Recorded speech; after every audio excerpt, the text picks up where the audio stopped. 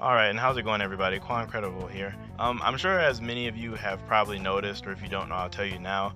The main sites that do like fan translations like Manga Stream or Jammin's Box and all that kind of stuff have more or less been kind of shut down. I mean, there are a couple sites still around that do the translations and such, but I really don't care for them. So, in case you haven't seen on Twitter or not, if you don't follow me, I'm more than likely going to be doing my reviews on Sunday now, unless like another like more credible translation comes around. So that's probably how it's going to be going forward. So just expect them on Sunday. But into the chapter, Black Clover 234. Now this chapter begins with right inside of the Golden Dawn base, just the other squad members wondering where Yuno is, and then from this we can definitely see that the Golden Dawns are still a thing. They're still called the Golden Dawns. Like all this stuff is still like normal. Like so they haven't been disbanded for those people who think that they have or they might have been. We still don't know who their captain is. That doesn't get revealed in this chapter or anything. But the Golden Dawns are still well. Also gets shown. It's kind of funny that Yuno has a fan club. I mean, we kind of knew that Yuno was really popular, but to have evolved to the point of getting a fan club, that's kind of funny.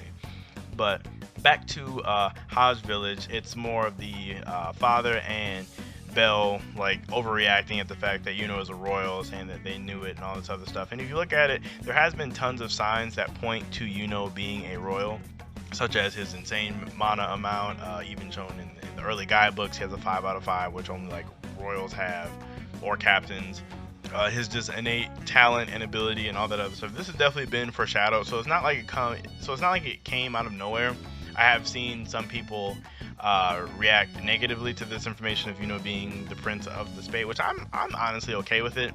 When I was thinking about it myself, when I was thinking about it last week, if you think about it, there's not too many people in the Clover Kingdom that have like similar features as Yuno, like the black shaggy hair. Like if you really think about it, in the Clover Kingdom, there's not a lot of people that have shaggy black hair, which it seems like such a common feature. But to me, I haven't seen a lot of people. Not saying that there isn't anybody, but just the black shaggy hair and like the gold eyes. Not too many other characters have those features in the Clover Kingdom, at least. So this guy whose name is Ralph, I think that's a really like oddly average name. He uses like his flame magic to, I guess, show Yuno mirages of his past. So through this like one panel or two panels, we get to see like what appears to be Yuno's mom, who looks really similar to Sister Lily. We get to see like one of the captains of the mage defense force of the Spade Kingdom. We get to see like Ralph like in his earlier years, just a bunch of stuff. We get to see how that he got his amulet or his pendant from, I'm assuming this must have been his dad gave it to him, because he says he got it from a strong magic reason. So we just see a ton of that stuff. And then we also see that the siblings, like the Dark Triad, their last name is probably, I'm gonna attempt this, please bear with me, Gracchus. It says like the Gracchus siblings attacked the royal castle, so they probably like got together. I'm assuming they would have had to stage a coup, but then again, they do seem to be powerful enough to probably take over the kingdom on their own. So I mean, I guess the details aren't really that important on how they did it, but they did it, and with the power of a devil nonetheless. And now, as far as like if I believe this guy or not, I mean, he even says with the amount of magical power Yuno has, he would have to believe this to be true. And I definitely agree with him. It would just make too much sense for Yuno to be the Prince of the Spade Kingdom, so I don't really think we have any reason to not believe him. But then again, on the other side, there is a possibility that this could all be some sort of trap, but I highly doubt that. And then Yuno, in typical Yuno fashion, is like, even if all this is true, I'm still Yuno of the Clover Kingdom, which is another testament to Yuno's character. A lot of people like to downplay his character and say he has no personality, but this is a showing of his personality right here. But in the midst of this, they get word that the Golden Dawn headquarters is under attack from Lord Zeno, and he's basically here for one arcane stage mage, and then everyone else, he doesn't even care what happens to them.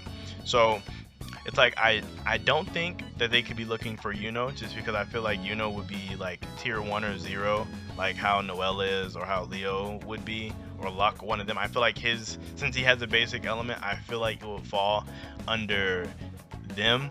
Now, in the fan translations that I thought were really crappy, it said Light Magician, which could allude to Partry being he has light magic, so that could be seen as something along the lines of like Yami's dark magic, which I believe Yami would be considered arcane stage, like I would assume he would be. Or another possible theory that I have is they could be looking for William. William could possibly be important. He has world tree magic, which would have to be a step above regular plant-based or tree magic. Like one of the spirit guardians, Petrov, that we seen in last chapter, he has some type of plant-based magic, and we know that the other spirit guardians are tier 0.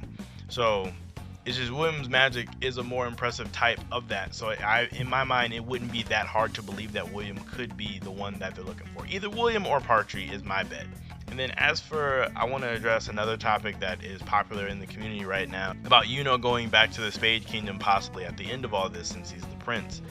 Now, me personally, I wouldn't mind him going back to the Spade Kingdom, so that way Asta could be the Wizard King of the Clover Kingdom, and then Yuno could be the Wizard King of the Spade Kingdom. But at the same time, I really don't want to see him go over there. I kind of really enjoyed the idea of him and Asta both fighting for the seat of the Clover Kingdom. And granted, you could throw in some arguments such as like, since Yuno's not an actual native of the Clover Kingdom, that he might not even be allowed. He might just be forced to settle for the prince of the Spade Kingdom, plus it's his birthright. There's people expecting it. Like, there's tons of reasons why it would make a lot of sense, and I'm not saying it wouldn't make a lot of sense. I was just saying, me personally, I would like it if he just stayed trying to get the seat of the Clover Wizard King. That's just what I would like.